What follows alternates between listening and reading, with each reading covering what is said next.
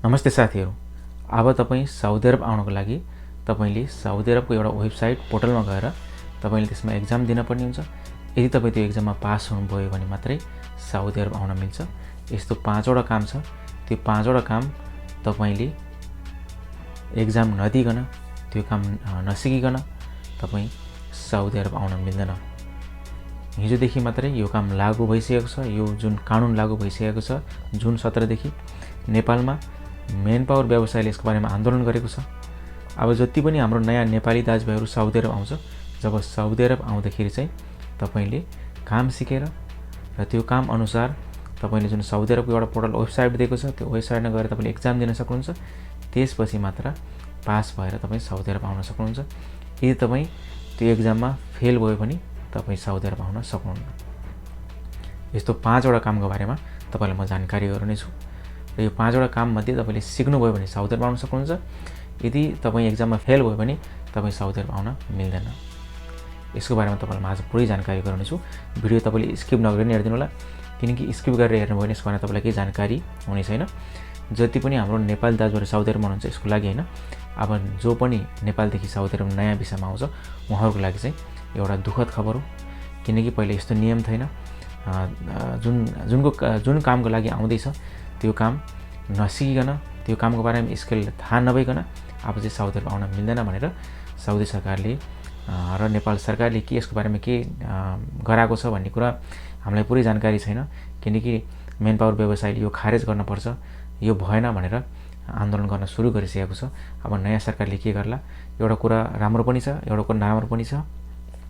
राम्रो कुरा के छ भने साथीहरू, जब कुनै पनि काम सिकेर विदेश आउनु भनेको त्यो एकदम राम्रो कुरो हो।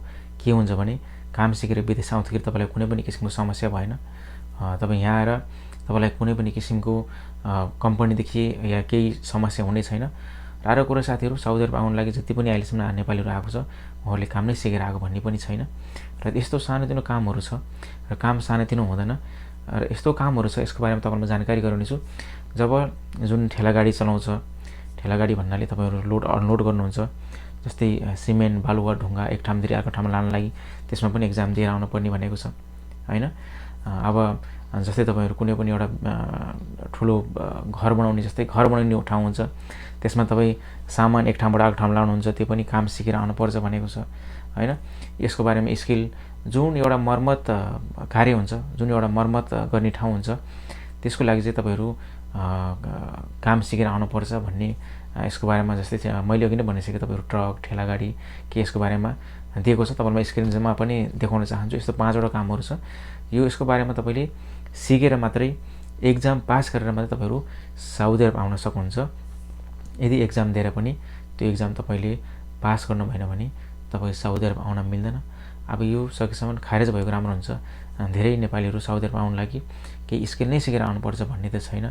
किनकि यहाँ आइसकेपछि यहाँको कामको बारेमा तपाईँलाई थाहा छँदैछ, साउदी अरब आइसकेपछि के काम गर्नुपर्छ, कस्तो गर्नुपर्छ भनेर।